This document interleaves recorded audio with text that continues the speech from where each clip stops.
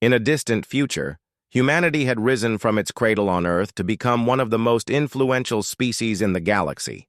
They were not the strongest or the oldest among the stars, but their ingenuity and adaptability made them indispensable. For centuries, humans served as key members of the Galactic Council, a coalition of advanced civilizations that governed interstellar affairs, enforced peace treaties, and regulated technology sharing. But today, all eyes turned toward Sol System as humanity announced its departure. The council chamber spanned light years in virtual space, a shimmering construct where delegates appeared as holograms representing their respective species. Some floated like jellyfish.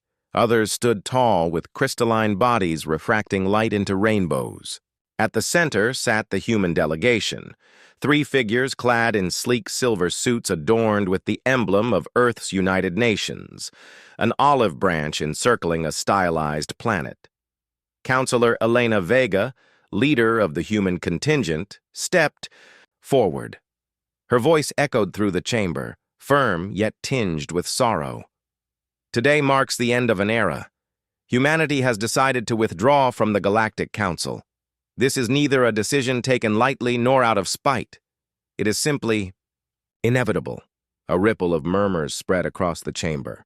The Zentari, insectoid beings known for their hive mind, buzzed in unison. The Aquilons, avian creatures with feathers shimmering like oil slicks, tilted their heads in confusion. Even the stoic Kryn, towering reptilian warriors who rarely showed emotion, exchanged glances. "Why?"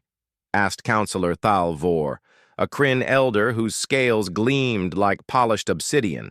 His deep, rumbling voice carried both authority and concern. "You have been valuable allies. What drives you to leave?" Elena hesitated, her gaze sweeping over the assembled delegations. She knew this moment would define humanity's legacy. "We are leaving because we no longer belong here," she said finally. "For too long we have tried to fit into your mold, to conform to rules that were never designed for us. We are different, not better, not worse, just different.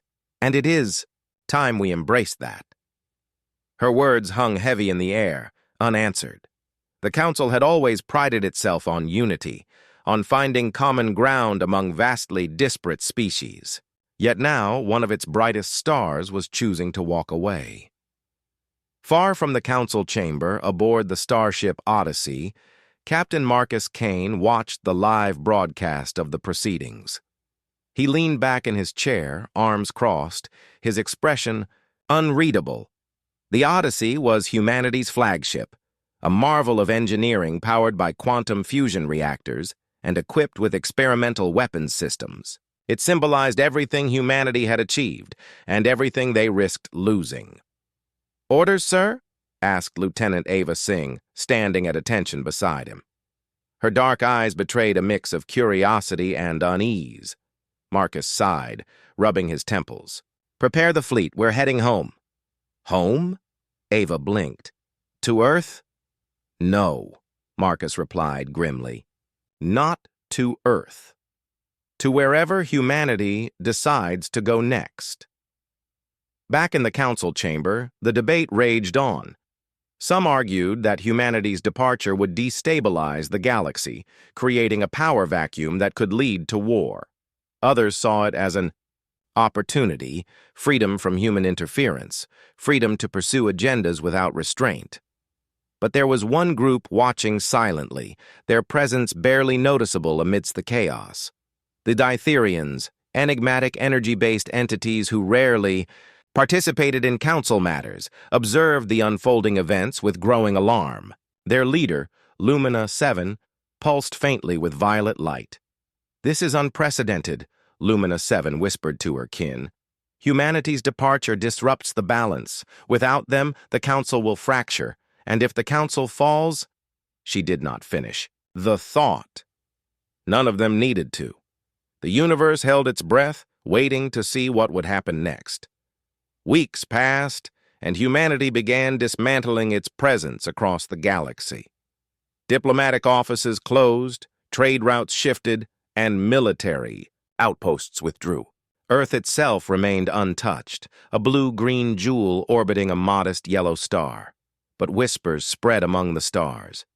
Humanity wasn't staying put.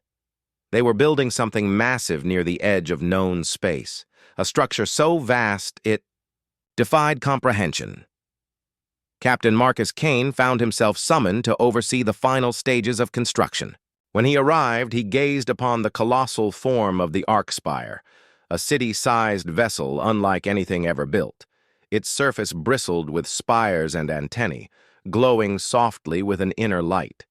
Inside, entire ecosystems thrived, housing millions of people, plants, and animals. "What is this?" Marcus asked Admiral Rhea Torres, the woman overseeing the project. "It's our new beginning," Rhea replied, her tone reverent. "A self-sustaining arc capable of traveling between galaxies. We're leaving the Milky Way, Marcus. Not just the Council, but everything we've ever known." Marcus stared at her, stunned. "Why didn't anyone tell me?" "Because we weren't sure you'd agree," Rhea admitted. "This isn't about running away. It's about exploring, about finding a place where we can truly be ourselves, free from judgment or expectation." As Marcus absorbed her words, alarms blared throughout the Arc Spire. Red lights flashed, and crew members scrambled to their stations. "What's happening?" Marcus demanded. Rhea's face hardened. "The Council sent a fleet. They're demanding we stand down." High above the Arc Spire, 100 ships descended, their hulls emblazoned with the insignia of the Galactic Council. Leading them was Thalvor, the Kryn Counselor, his voice booming over the comms. "Humans, cease your operations immediately. You cannot abandon the galaxy. Your actions threaten the stability of countless worlds." Marcus clenched his fists. "Admiral, prepare for—" "Wait," Rhea interrupted, holding up a hand. She activated the external speakers and addressed the fleet directly. "This is Admiral Rhea Torres of the Arc Spire. We do not seek conflict. We only wish to leave. Is that so wrong?" Thalvor hesitated. Then, unexpectedly, another voice joined the channel. It was soft, almost melodic, yet carried an undeniable weight. "Let them go," said Lumina 7. The Zytherian leader materialized as a shimmering orb of light, hovering between the two fleets. "Their path is no longer ours to dictate. Perhaps their departure will teach us what true unity means." For a moment, silence reigned. Then, slowly, the Council fleet began to retreat. As the Arc Spire launched into the void beyond the Milky Way, humanity looked toward the horizon with hope and trepidation. They did not know what lay ahead, but they were ready to find out, and somewhere in the depths of space the universe exhaled.